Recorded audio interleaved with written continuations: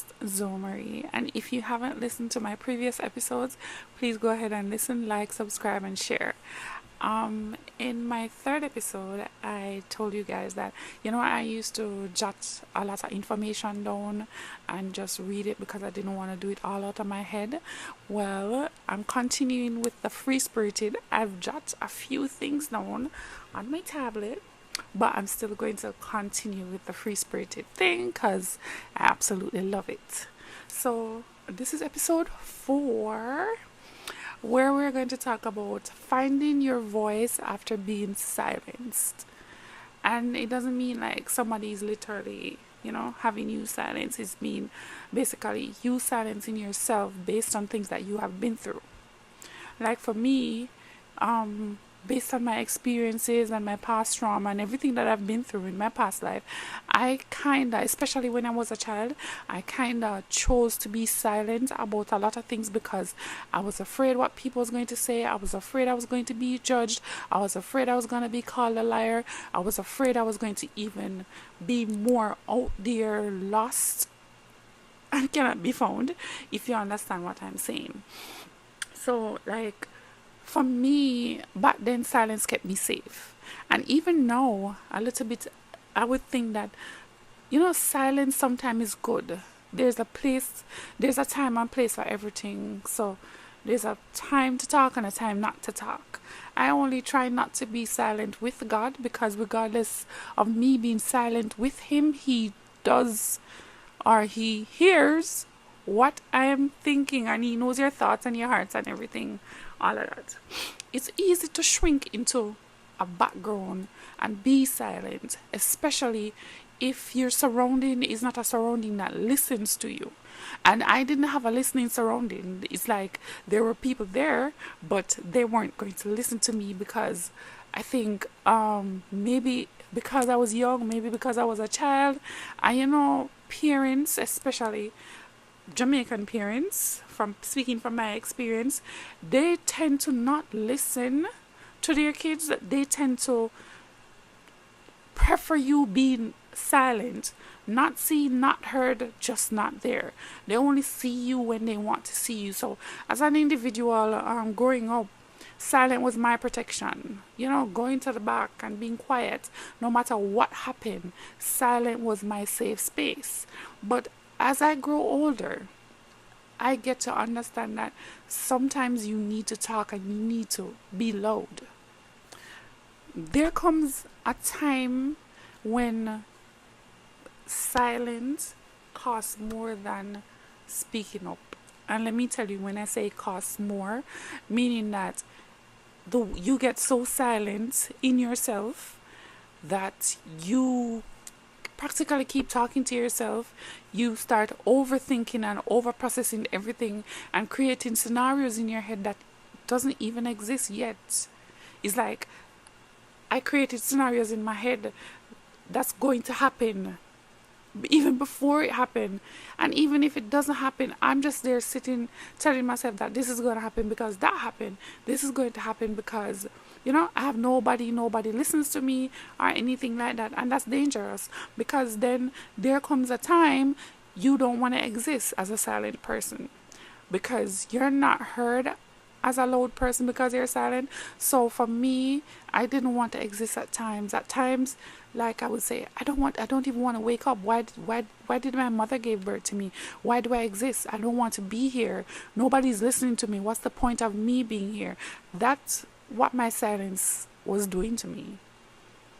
It was literally costing me my mental sanity and my emotion. My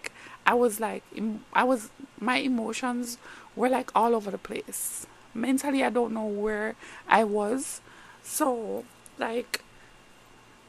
this for me is like therapy. And let me tell you, I've been wanting to do this for 1 year and 6 months. And I kept putting it off and saying, I'm afraid what people are going to say. I'm afraid. And, all sorts of things. And I have a few people who saying, oh, don't put your story out there. People's going to judge you and all of that. But that's me being silent. To me, that's like me going backwards instead of trying to step forward. And if you're someone like this, you need to take a step forward. Speak your truth. I mean, not everybody's truth is going to want to be in this kind of light where you put yourself out there, but find whatever makes you loud and be comfortable with it and be loud. You're allowed to be loud. You're human just like everybody else. Don't let anybody tell you that you cannot. You can. We were all placed here on earth to do things that we are capable of doing. It's just that most of the things that we do aren't in the eyes of God. But try your best to walk that straight and narrow. I'm not gonna say everything is gonna be perfect as it relates to walk a Christian road. It's not easy. Trust me, it is not. Yeah, it's not easy, and nothing in you're gonna do in your life is easy. They have a saying that nothing comes easy, and it's true. Nothing. There is a price to pay for everything. Like, another thing is that don't let nobody tell you that what you're saying don't matter. It matter. Be loud about it, sis or bro. Be loud about it. It matters. I remember growing up as a Jamaican, and you're seeing your parents talking and having a conversation, and you're trying to put your 2 cents in, you would get immediately shut down. Immediately shut down, because you're only spoken when spoken to, and even when you're spoken when spoken to, even when you speak, you have like a small window to say what you're gonna say, and then you have to disappear. No, I have a daughter. She's going to be 13 this year. And let me tell you, I grow my child in such a way that she can openly speak. Like, my daughter is so open. She will talk. She's going to be that old fridge. They say old fridge always defrost. That's my child. She's going to talk, and I love it that way. She's very outspoken, and she's very blunt. Sometimes she needs to curve her little talking, but yeah, other than that, she's a good girl. And I love the fact that she talks. I love the fact that she's nothing like me, because if I had spoken back then when things were happening to me and when I was going through what I was going through, who knew, maybe my life would have turned out different. And then at one point, can I tell you, I did try to talk, and when I tried to talk, I remember a certain person said I was lying, I was being mischievous, and I only wanted attention. I wanted to get people in trouble. And guess who agreed with that person? My mother. My mother agreed with him totally. And let me not say agree with him totally. She just didn't speak up. She didn't have much to say. Her eyes got teary, and she was, to me, being obedient. And even though she has passed, may her soul rest in peace, even though I'm lost for words, because at times I will be sitting by myself and I'll be thinking, like, why did my mother allow certain things to happen? Why did my mother allow certain things to go on? What was going on in her head? What was she thinking? Like, there's so much questions. And the more I grew, the more I understand life, I tend not to question what was going on in her head. But then sometimes depression get the best of me, and I do question, like, God, why did she allow this to happen? Was she going through something that I didn't see as a child growing up, or a young adult? What was happening? Like, I felt unloved, I felt unheard, I felt anything you could possibly imagine. Like, I just existed. Like, I was created, then that was it. I mean, I've been on my own since I was 13. 13-year-old is a child. I was a child. So when I tell you, it's like I was just created and then boom, tossed out. And that was it. And all of my years being out there on my own, I spent a lot of it trying to figure out why. And having questions, and all of this why and these questions follow me throughout my life, every decisions that I've made throughout my life, I made them based on what had happened to me in the past. And I made them based on questions that I have from my mother. And I made them based on even God. I asked God so many questions. I got so angry at God at some point where I'm saying, why do you have me here and have me suffering through all of this? You see I'm trying. You see what I'm doing. Why can't you give me a break? I've asked all of those questions to God. And let me tell you, no, I'm nowhere near perfect. Like, I'm on a healing journey. This is a part of my healing journey. And I really just want to thank you guys for liking, sharing, and being here, leaving nice comments and sharing your stories with me.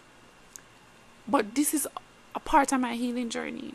So, like, find your healing journey. Start that journey. Even if it's from here to there, it's a healing journey, no matter how far it is. Find your peace. Find what makes you loud. Find what makes you create new questions and do away with the old questions, the questions of the past. Find something. My go-to, I'm not gonna lie, because I ended up getting sick this year, and that's a whole, like, death, like, close to death door. I went to death and come back, but that's for some other episodes. But my go-to is this right here, my Bible. Like, this is my run-to. When I was younger, I had a Bible, but did I open it? No, it was mostly dusty. But this is my go-to. God is my go-to. I'm not telling you that it's easy when you're going to start reading your Bible and studying your Bible and trying to find your own journey and creating your own questions based on your present journey and not your past. I'm not telling you that it's going to be easy. It's not easy, because I've had times when I'm questioning myself and I'm asking questions that only my mom can answer, and she passed. And I'm asking questions that only the people that hurt me can answer, and I will never put myself in the space of them again, so I'm not going to get the answers from them.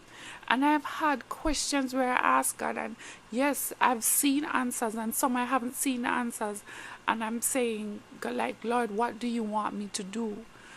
And I would turn to the Bible and I would read, and you start reading a chapter in the Bible, and it's not going well with what you are going through, but you're getting something from it. You won't always get the answer that you desire from a chapter that you're reading, but trust me, you will get answer to something else that you probably wasn't even thinking about. So it's like a journey. So that's why I'm saying, find your journey. Find what is going to help you to create questions about your present life and give you answer, lead you to answers. Because, like I said in episode 3, when we carry our past with us, we are not moving forward. It's like we're just existing because of what happened to us in the past. We're living for what happened to us in the past. And you can't live like that. You cannot become the unbroken girl if you keep on living like the broken person you were. So I really want to thank you guys again and show my appreciation for you listening. And please stay tuned by liking, subscribing, leaving a comment, sharing with a friend. And just, be positive, be you, be bold, be courageous, be loud, be beautiful. Regardless what you're going through, pray about it. If you have to cry about it, God answers tears, and He understands what tears are. He knows what's on your heart and on your mind. So some of the time we can't even speak. Cry. Be quiet about it. Sing some praise and worship song. But be beautiful always. Be that bold and confident you, and become that unbroken girl. Thank you guys for watching. Thank you guys for listening. I'm your host, Zoe Marie. Stay tuned for part 5.